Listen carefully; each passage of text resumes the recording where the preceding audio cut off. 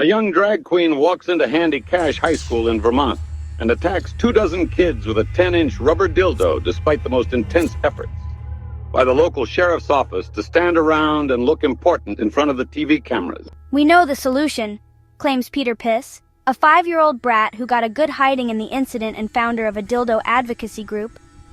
We need a high-capacity magazine ban, with porno mags to be taken off bulging shelves in the school library. However, many question the details of the attack.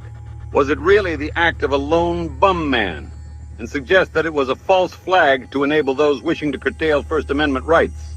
Right-wing DJ Andy Smith interviews one of these doubters, but is promptly sued by the grieving parents. As Ted Bungler explains, I mean, just what sort of a world is it that we live in when a whiny kid like mine can't push another kid's head down an unflushed toilet without fear of retribution?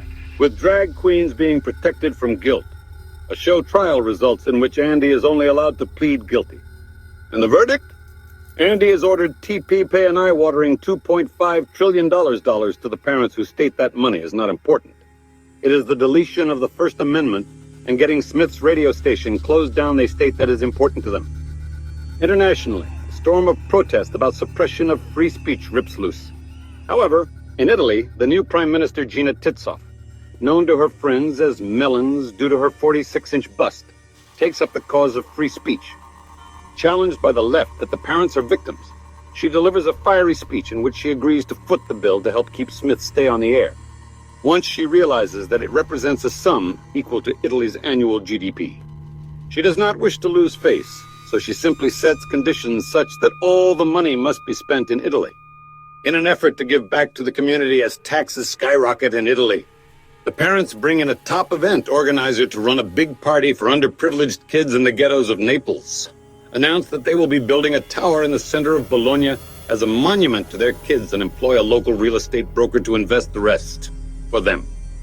Unfortunately, with so much cash available, the party planners lose the plot and develop a glitzy drug and booze-fueled event for Europe's glitterati.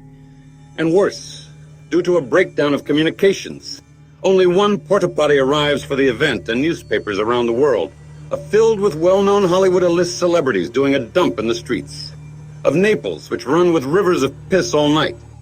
Likewise, the construction of the tower goes wrong after the mayor of Bologna, proud of his local farming industry, insists that the tower must be made out of cheese and sausage, resulting in a 500-foot pile of food that attracts flies, rats, and vermin from across the nation. By the second Tuesday, people are collapsing in public from the stench of the rotting food, and the city is evacuated shortly before the tower collapses. And the cause of the grieving parents becomes worse after it turns out that the real estate broker has wasted all their money buying worthless slum buildings. But the parents cannot afford to maintain. With Italy's economy on the brink of collapse due to the doubling of its national debt, the penniless, newly unemployed tenants of these unsanitary, moldy slums must contend with skyrocketing rents in homes with no toilets, located on streets still running with piss. While in the north, freshly homeless Italians are forced to feed their kids grass as all the agricultural production of the north of the country is now rotting in the town, square of Bologna, referred to by many now as Italy's Chernobyl.